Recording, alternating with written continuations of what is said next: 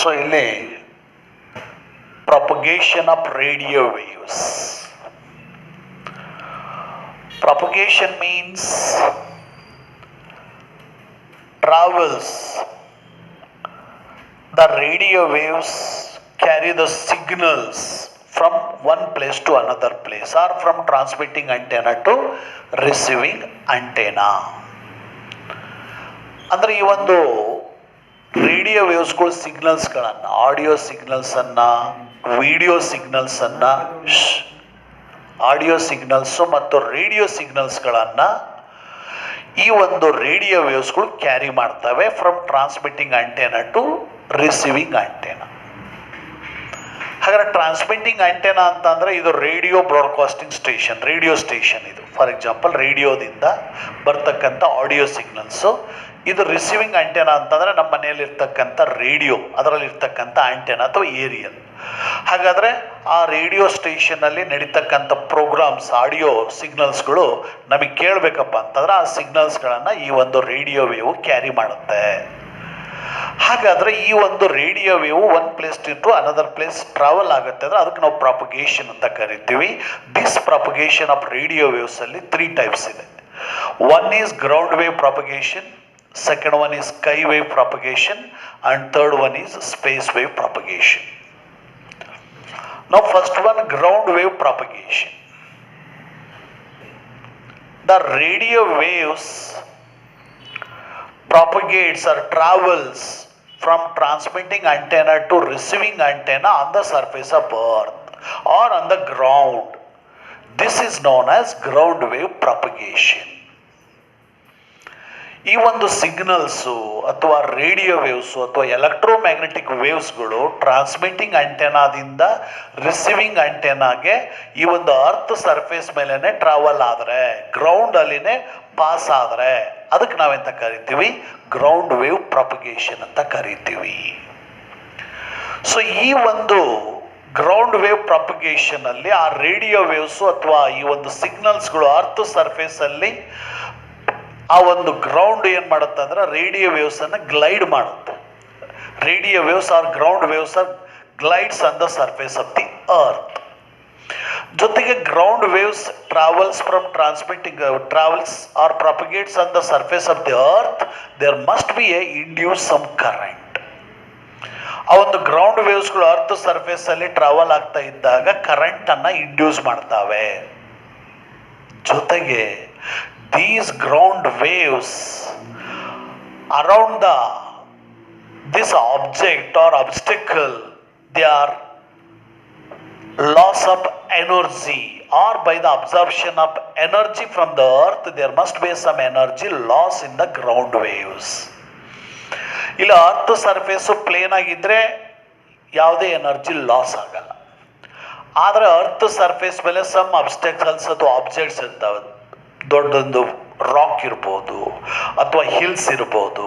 ಅಂಥ ಒಂದು ಪ್ಲೇಸಸಲ್ಲಿ ಏನಾಗುತ್ತೆ, ಅಂಥ ಒಂದು ಆಬ್ಜೆಕ್ಟ್ಸ್ಗಳಲ್ಲಿ ಆ ಒಂದು ರೇಡಿಯೋ ವೇವ್ಸ್ಗಳು ಸರ್ಕ್ಯುಲೇಟ್ ಆಗ್ತವೆ. ಅಂದರೆ ಅರೌಂಡ್ ದ ಆಬ್ಜೆಕ್ಟ್ ಆ ಒಂದು ರೇಡಿಯೋ ವೇವ್ಸ್ಗಳು ಪಾಸ್ ಆಗ್ತವೆ. ಆಗ ಆ ಒಂದು objects absorbs the energy, ground ಎನರ್ಜಿಯನ್ನು ಅಬ್ಸರ್ವ್ ಮಾಡ್ಕೊಳ್ಳುತ್ತೆ. ಹಾಗಾಗಿ ಗ್ರೌಂಡ್ ವೇವ್ಸಲ್ಲಿ ಇರ್ತಕ್ಕಂಥ ಎನರ್ಜಿ ಲಾಸ್ ಆಗುತ್ತೆ. ಸೊ ಎನರ್ಜಿ ಲಾಸ್ ಆಗಿದೆ ಅಂತಂದರೆ ಗ್ರೌಂಡ್ ವೇವ್ಸಲ್ಲಿ power is also loss. This is known as attenuation. Loss of power or energy in the ground waves during the propagation is called attenuation. ಈ ರೀತಿ energy loss ಆಗುತ್ತೆ ಆ ಒಂದು ground ವೇವ್ಸ್ಗಳಲ್ಲಿ. ಹಾಗಾದರೆ ಈ ಒಂದು ಗ್ರೌಂಡ್ ವೇವ್ಸು ಆ ಒಂದು ಗ್ರೌಂಡಲ್ಲಿ ಟ್ರಾನ್ಸ್ಮಿಟ್ ಆಗ್ತಾ ಹೋದಾಗ, ಪ್ರಾಪಗೇಟ್ ಆಗ್ತಾ ಹೋದಾಗ ಅವುಗಳಲ್ಲಿ ಎನರ್ಜಿ ಲಾಸ್ ಆಗ್ತಾ ಹೋಗುತ್ತೆ, ಎನರ್ಜಿ ಮಿನಿಮೈಸ್ ಆಗ್ತಾ ಹೋಗುತ್ತೆ. ಹಾಗಾಗಿ ಆ ಟ್ರಾನ್ಸ್ಮಿಟಿಂಗ್ ಆಂಟೆನಾ ಮತ್ತು ರೇಡಿಯೋ ಈ ಒಂದು ರಿಸೀವಿಂಗ್ ಆಂಟೆನಾಗಳ ಮಧ್ಯೆ ಇರ್ತಕ್ಕಂಥ ಡಿಸ್ಟೆನ್ಸು ಸ್ಮಾಲ್ ಇರಬೇಕು. ಸ್ಮಾಲ್ ಡಿಸ್ಟೆನ್ಸಲ್ಲಿ ಮಾತ್ರ ನಾವು ಈ ಒಂದು ಕಮ್ಯುನಿಕೇಷನ್ಸನ್ನು ಪ್ರೊವೈಡ್ ಮಾಡಲಿಕ್ಕೆ ಸಾಧ್ಯ ಇದೆ ಈ ಒಂದು ಗ್ರೌಂಡ್ ವೇವ್ ಪ್ರಾಪಗೇಷನಿಂದ. ಇಲ್ಲ ಲಾರ್ಜ್ ಡಿಸ್ಟೆನ್ಸು ಆ ಒಂದು ವೇವ್ಸ್ಗಳು ಪ್ರಾಪಗೇಟ್ ಆಗಬೇಕು ವಿತೌಟ್ ಲಾಸ್ ಆಫ್ ಎನರ್ಜಿ ಅಂತಂದರೆ V should use the high power transmitters ಅಂದರೆ ಹೈ ಎನರ್ಜಿ ಇರ್ತಕ್ಕಂಥ ಹೈ ಪವರ್ ಇರ್ತಕ್ಕಂಥ ಟ್ರಾನ್ಸ್ಮಿಟಿಂಗ್ ಆಂಟೆನ್ಸನ್ನು ಯೂಸ್ ಮಾಡಿದಾಗ that radio wave should be transmitted over the long distance.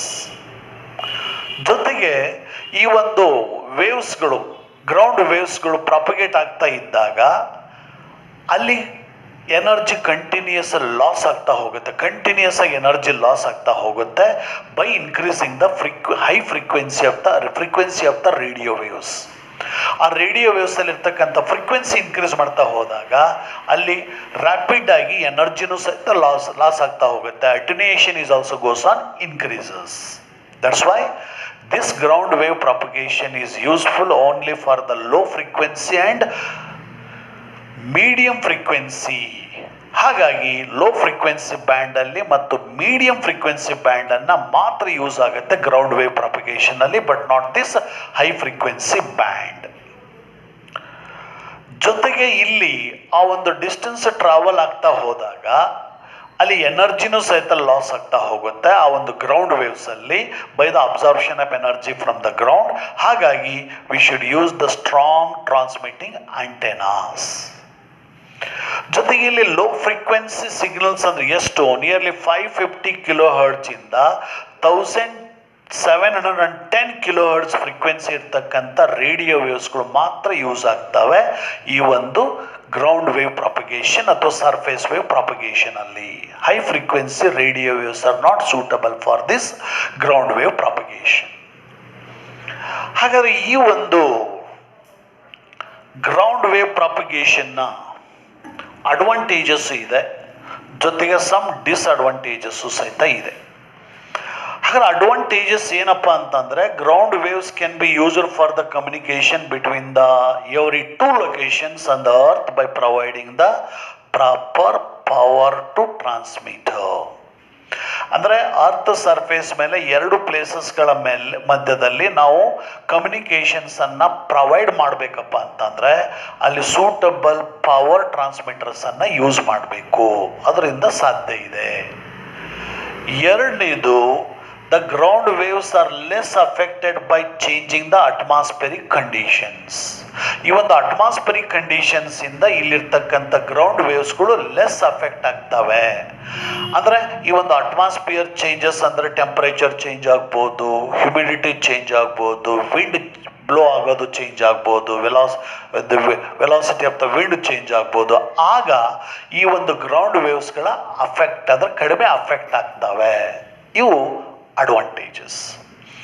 ಜೊತೆಗೆ ಸಮ್ ಡಿಸ್ಅಡ್ವಾಂಟೇಜಸ್ಸು ಇದೆ. ಏನು, ಇನ್ the ground wave propagation relatively high power transmitters required.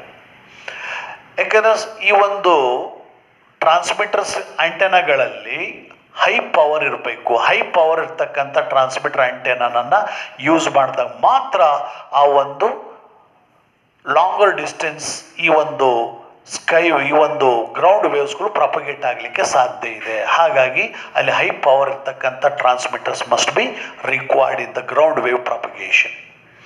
Second one, the ground wave propagation is limited to the frequency range just to 530 kilohertz to 1710 kilohertz ಇರ್ತಕ್ಕಂಥ frequency use ಮಾಡಿದ್ದೀವಿ ಅಂತಂದರೆ frequency and wave length are various inversely.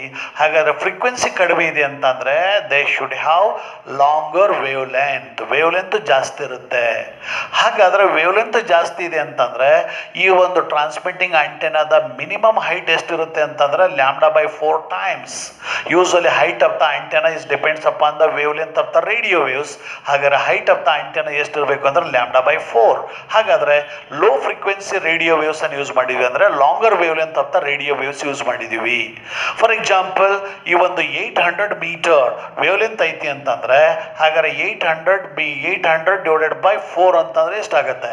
There must be 200 metre height ಇರ್ತಕ್ಕಂಥ transmitting antenna ಅಂದರೆ large transmitting ಆಂಟೆನಾಸನ್ನು use ಮಾಡಬೇಕಾಗತ್ತೆ. ಇದು second disadvantage.